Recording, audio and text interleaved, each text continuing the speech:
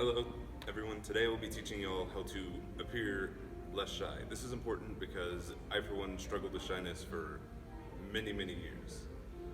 I was actually struggling to actually go to social events during high school and junior high.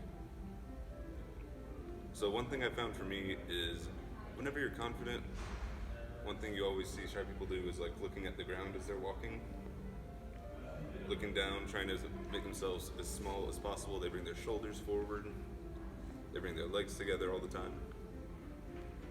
But here's what you see confident people do. You see them with their chins up, their shoulders back, and ready to walk with pride and take on the world. And she's already taken care of the next step, smiling when you're talking to people. You see a smile makes you seem more inviting whenever you're talking to people. You want to smile, you want to keep your shoulders back. A lot of body language involved in the beginning. The next thing, it can also go under body language, but it's very important, so I give it its own number, is eye contact during conversations. During conversations, you want to follow a rule of 70-30, which means you're looking at their eyes about 70% of the time and looking either over their shoulder or behind you every now and then.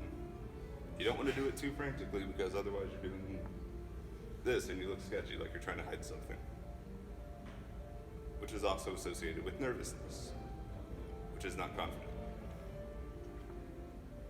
All right? Another thing is your voice when you talk.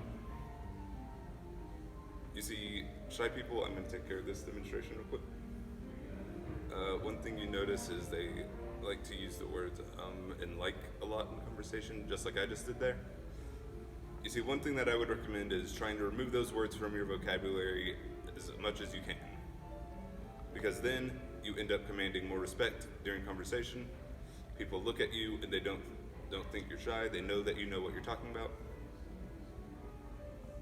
And the next important thing that brings me to is research. Do your research. If you know who's going to be at a party, don't be afraid to look them up and see what they're interested in.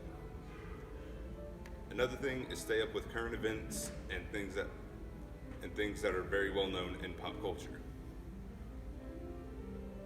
It's almost a social currency of sorts whenever you know what you're talking about.